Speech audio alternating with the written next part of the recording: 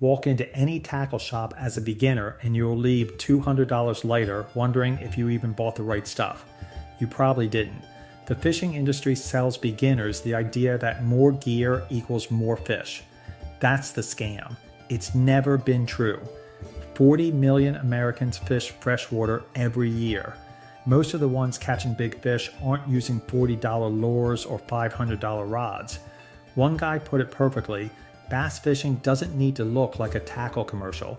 You don't need 20 rods or a boat that sounds like it's late for work. Here's what actually happens. Beginners buy too much. Half their gear never touches water and the other half just gets in the way. A solid beginner setup costs around $300 total. Rod, reel, line, lures, terminal tackle, the works. That's it. Start with a 6.5 to 7 foot medium power rod. That length hits the sweet spot between casting distance and actual control. Pair it with a 2500 to 3000 size spinning reel. Smooth drag is everything. That's what protects your line when a big fish runs. Real quick, my name is Jake Watson. I have been an angler for over 20 years, ever since I was a little kid when my father used to take me fishing. I have dedicated this channel to helping share my passion with like-minded anglers like me, as I plan to reveal every secret there is about fishing, taking it from a game of luck to an actual skill set. So it would mean a lot if you could like, comment, and subscribe to this channel. Anyways, let's continue. For line, beginners should start with monofilament, 6 to 10 pound test. It's forgiving, easy to tie, and cast clean off the spool. Berkley Trilene XL runs about $25 a spool.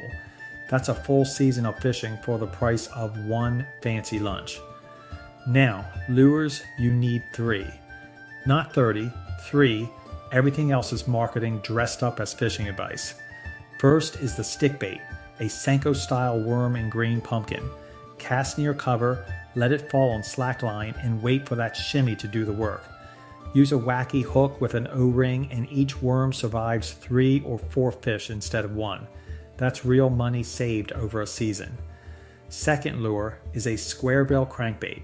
Throw it along rocks, docks, and laydowns. When it deflects off something, pause, that's when fish strike. Third is a hollow body frog for thick grass and lily pads. Trim the legs half an inch shorter and it walks easier, turning more strikes into hookups. That's your whole arsenal. 3 lures covering open water, heavy cover, and the surface. Most tournament anglers win on less variety than that. Terminal tackle matters more than beginners realize. Tungsten weights, 97% pure, give you better feel than lead and take up less space on the rig. Barrel swivels stop line twist when you're running spinners. Use snaps only for quick lure swaps, never on finesse rigs where they kill the action. The 3 rigs worth learning are the Texas rig for heavy cover, the Carolina rig for open water, and the Wacky rig for stick baits. Master those first, timing matters too. Summer mornings before 8 and evenings after 6 are when bass feed aggressively. Midday heat pushes them deep and quiet. Overcast days are underrated. Cloud cover makes fish bolder and more active near the surface. Rain cools the water and triggers feeding. A simple setup teaches you more about how bass actually behave than a trunk full of glittery gadgets ever will. That's not an opinion, it's just experience talking. The goal was never to look like you know what you're doing. It's to actually know. 3 lures, 1 solid combo, and time on the water gets you there. Line memory is a real problem nobody warned you about. If your mono's coiling off the spool, tie it to a tree, walk back 25 yards and pull it taut. That tension relaxes the coils and the line casts clean again. Old trick, still works, costs nothing. Gear ratio is something beginners skip over entirely. A 5.2 to 6.2 to 1 ratio is the sweet spot, fast enough for bass. Forgiving enough to learn on. Go too fast and you'll burn through a retrieve before the fish even decides. Mid-range keeps you in the zone longer. Fill your spool to about 1/16 of an inch below the rim. Too full and you get loops. Too low and your cast dies halfway to the target. The Ugly Stick GX2 is nearly unbreakable and runs under $60. The same. Croy Bass X costs more, but gives you real feedback through the blank. Either one will last years if you rinse it after use and don't slam it in a car door. That's the full maintenance plan. The Okuma Seimar A has an anti-reverse switch that beginners actually appreciate. It stops the handle from spinning backward when a fish surges, saves a lot of frustration. Fluorocarbon line is worth knowing about, even if you're not ready for it yet. It sinks, it's nearly invisible underwater, and it transmits feel better than mono. Seaguar Red Label is the standard recommendation when you make that jump, but mono first, always mono first. Braided line is a different animal entirely. Zero stretch, maximum sensitivity, and it'll cut your finger if you're not careful pulling a snag free.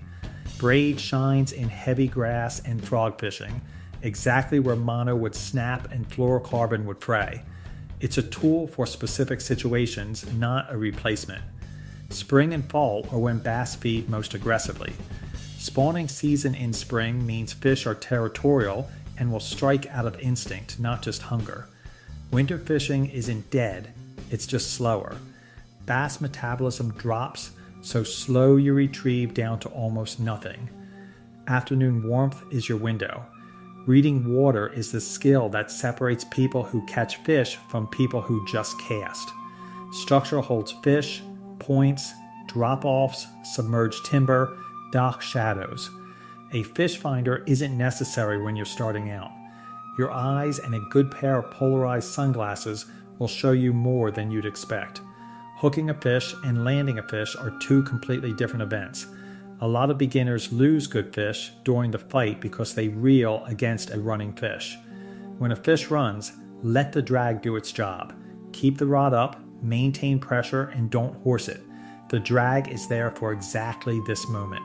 Presentation speed matters more than lure color in most situations. Bigger fish spook easily, a slow, deliberate retrieve gets more strikes than a frantic one. A net is worth carrying. Trying to lip a big bass while standing on a slippery bank is how good fish get dropped and good days turn bad fast. Needle nose pliers are non-negotiable. Hook removal without them is slow, messy, and occasionally painful. A $10 pair lasts a decade. A fishing license runs about $20 in most states. It's not optional, and game wardens do check. Don't let a $40 fine ruin a free morning. The whole system works because it's honest. Simple gear, proven rigs, real timing, and enough patience to let the water tell you something. That's the actual edge. Knot strength is the one thing that actually stands between you and losing a good fish. A bad knot fails at the worst possible moment every single time. The Palomar knot is where you start. Double the line, loop it through the eye, tie an overhand, pass the hook through the loop.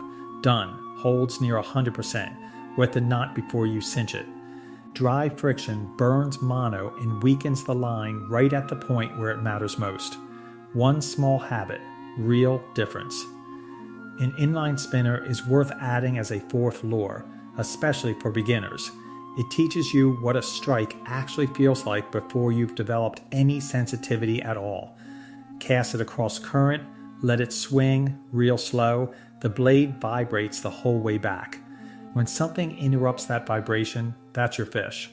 Color matters less than most people think. Bass see contrast more than specific hues.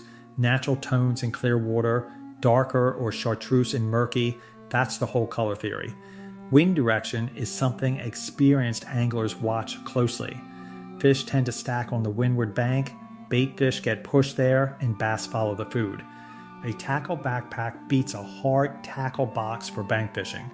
You're moving, covering water, and a box just becomes dead weight after the first half mile. Keep your tackle organized by rig type, not lure type. Texas rig stuff in one pouch, wacky rig in another. You'll spend less time digging and more time fishing. Sun protection is genuinely underrated. A Up 50 shirt and polarized glasses aren't luxury items. They're the difference between 2 hours and a full day on the water. Polarized lenses cut the surface glare and let you see into the water column. You'll spot fish, structure, and depth changes that other anglers walk right past. A small first aid kit and a hook removal tool belong in the bag. Hooks go into fingers more than fish some days. Be ready for it. Catch and release done right means keeping the fish horizontal and wet. Vertical holds by the jaw stress the spine on bigger bass. 30 seconds out of water is the limit. Revive the fish before you let go. Hold it upright in the water. Move it gently forward and back until it kicks out of your hands on its own terms. Local fishing reports from your state's Department of Natural Resources are free and genuinely useful. They'll tell you what's biting, where, and on what, updated weekly in most states. Talking to people at the boat ramp is underrated intelligence gathering. Someone who fished that water yesterday will tell you more than any YouTube video ever could. Local tackle shops are worth visiting even if you buy nothing. The person behind the counter fishes that water constantly and usually has no reason to steer you wrong. Keep a simple log, date, weather, water temp, what worked. After a full season, patterns emerge that no article can give you. Your own data beats everyone else's advice. Water temperature is the single most reliable predictor of bass behavior. A cheap thermometer tells you more than $100 fish finder in most bank fishing situations. 55 to 65 degrees Fahrenheit is the feeding window most bass anglers chase. Below 50, everything slows. Above 75, fish go deep and get selective. The gear conversation eventually ends and the fishing conversation begins. That shift happens when you stop thinking about what's in your bag and start thinking about what's in the water. Nobody remembers the rod they used on their best day. They remember the fish, the light, and who was standing next to them.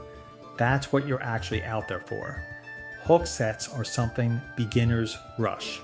The instinct is to yank the moment you feel anything, but with a frog, you wait 1 full second before sweeping the rod. That 1 second delay lets the fish close its mouth around the bait. Set too early and you pull it clean out every time. Circle hooks are worth knowing about for live bait situations. They roll into the corner of the mouth on their own, no hard hook set needed. Just steady pressure. The Gamakatsu Octopus Circle is sharp straight out of the pack. That matters more than most people realize. A dull hook loses fish before the fight even starts. Lew's Laser SG1 is worth mentioning alongside the Ugly Stick. It's a cleaner feel, more feedback through the blank, and still under $80.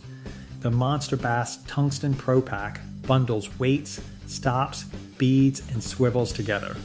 For beginners, buying it as a kit beats hunting individual components across 3 different aisles. Fishing clubs are genuinely underused.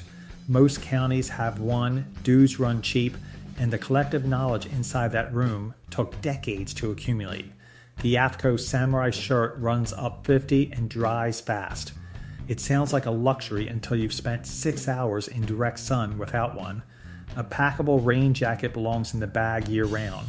Weather changes faster than forecasts, and a wet angler packs up early every time. The Urban Angler backpack has a built-in rod holder and a hydration sleeve. Small details, but they matter when you're covering 2 miles of bank on foot.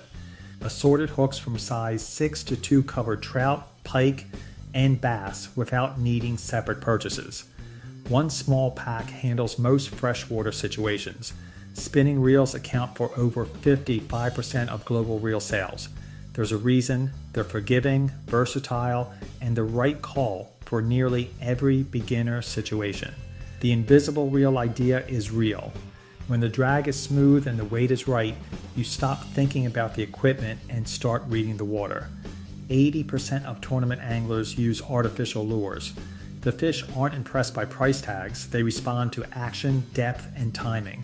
Everything else is noise the industry sells you to feel better about not catching fish.